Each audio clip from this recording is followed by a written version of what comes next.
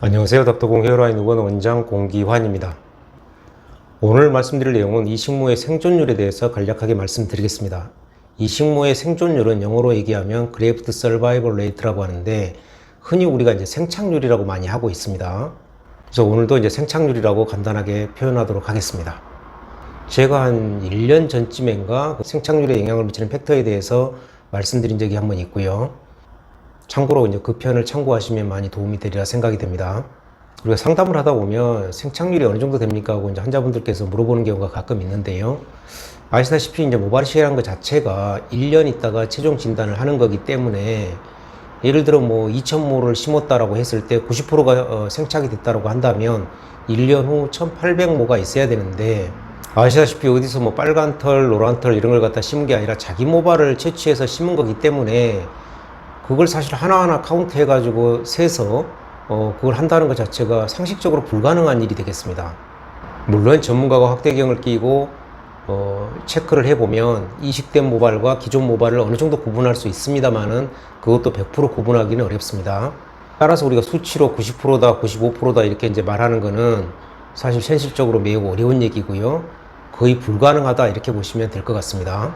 사실 이런 생착률에 관한 논문도 전 세계적으로 보면 몇 편 없는데요. 그 내용을 잘 보면 어떻게 해서 이제 그 논문들이 나왔냐고 하면, 한 예를 들자면 스킨헤드 같은 경우 부분적으로 문신을 좀 해놓고 그 문신 부위에 우리가 면모를 심었다 이렇게 이제 기록을 해놓은 다음에 1년 있다가 자신이 이제 보는, 그렇게 해서 나온 데이터들이 조금씩 있긴 합니다만은 그 외에는 사실 이제 거의 전무한 상태죠. 생착률에 관한 논문 자체가. 방금 말씀드린 그런 몇 가지 소수 논문들을 보면 90에서 93% 이런 식으로 보고를 하고는 있는데, 그런 부분 자체가 일반화해서 말하기는 굉장히 어렵습니다. 사실 모발이식이라는 것 자체는 사람마다 그 생착률이 다를 수밖에 없는 구조고, 또 일부 환자에서는 살짝 그 생착률이 좀 떨어질 수밖에 없습니다.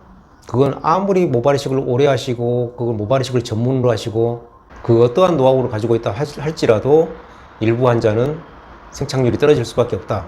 그건 확실하고요. 다만 이제 많은 환자분들이 걱정하고 있는, 혹시 의사의 실력이 좀 부족해서 생착률이 떨어지진 않을까, 이런 부분은 제가 봐서는 모발이식만 정말 전문으로, 다른 진료를 안 보고 모발이식만 전문으로 꼭 몇 년 이렇게 이제 말씀드리긴 어려운데, 오랫동안 하신 분이라면 그런 부분은 거의 걱정하지 않아도 되지 않을까 이렇게 생각이 됩니다.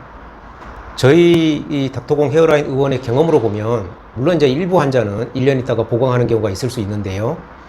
그게 뭐 예를 들어 2,000모 심었는데 1년 있다가 뭐 1,500모를 보강한다 이런 게 아니고, 저의 경험으로 보면 뭐 100모에서 200모 이런 식으로 소량 보강하는 경우가 있을 수 있습니다. 따라서 모발이식을 고려하고 계시는 환자분들이 계신다면 이러한 부분을 잘 이해하시고 모발이식을 결정하시는 게 좋다 이렇게 말씀드릴 수 있고요. 가끔은 아주 일부 환자입니다만은 살짝만 생착률이 떨어져도 세상이 무너진 것 같이 그렇게 또 표현하시고 하는 분들이 계시는데, 만약에 이제 자기 성향이 살짝 그러신 분이라면 모발이식 쪽은 사실 다시 한번 진지하게 생각해 보시는 게 어떤가, 이런 생각이 듭니다. 오늘은 모발이식의 생존율, 흔히 이제 생착률이라고 하죠. 그런 부분에 대해서 간략히 말씀드렸습니다. 감사합니다.